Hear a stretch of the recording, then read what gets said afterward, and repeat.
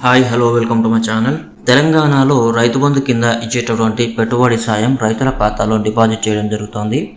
సోమవారం నుంచి ఈ డిపాజిట్ చేయడం మొదలుపెట్టింది రాష్ట్ర ప్రభుత్వం. రాష్ట్రంలో కాంగ్రెస్ హయాంలోకి వచ్చిన తర్వాత ఇచ్చినటువంటి 6 హామీలపై ప్రతి హామీపై దృష్టి అయితే పెట్టింది.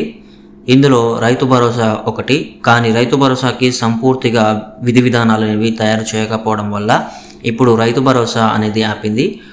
మరో 100 రోజుల్లో రైతు భరోసా మరియు గ్యాస్ సిలిండర్ 500కే పూర్తి చేస్తామని అయితే చెప్పింది. ఈ రాష్ట్ర ప్రభుత్వం రైతులకు పెట్టుబడి సాయం అందించడంలో మాత్రం విఫలమైతే కాలేదు. ఎందుకంటే ఈ వారంలో సోమవారం నుండి ఎకరంలోపు ఉన్నటువంటి రైతులకు రైతు బంధు ఇవ్వడం జరుగుతుంది. పాత పద్ధతిలో ఎలాగైతే ఇచ్చారో అదే విధంగా ఇప్పుడు కూడా ఇస్తోంది. ఈ రాష్ట్ర ప్రభుత్వం రైతు భరోసా వచ్చే వానాకాలం నుంచి మొదలు పెడతామని క్లియరెన్స్ అనేది ఇచ్చింది.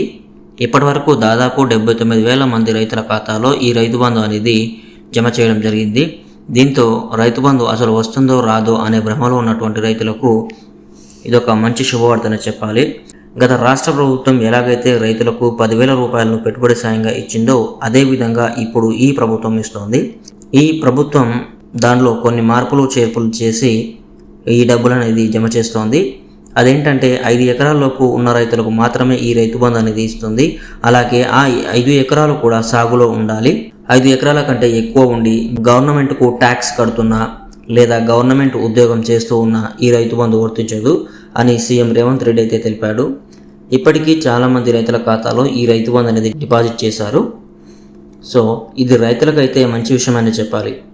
ఇది ఫ్రెండ్స్ ఈరోజు వీడియో మీకు నచ్చినట్లయితే లైక్ చేయండి. అలాగే మన ఛానల్కి సబ్స్క్రైబ్ చేసుకోండి. రైతుల కోసం ఈ వీడియోని తప్పనిసరిగా షేర్ చేయండి. Thank you friends.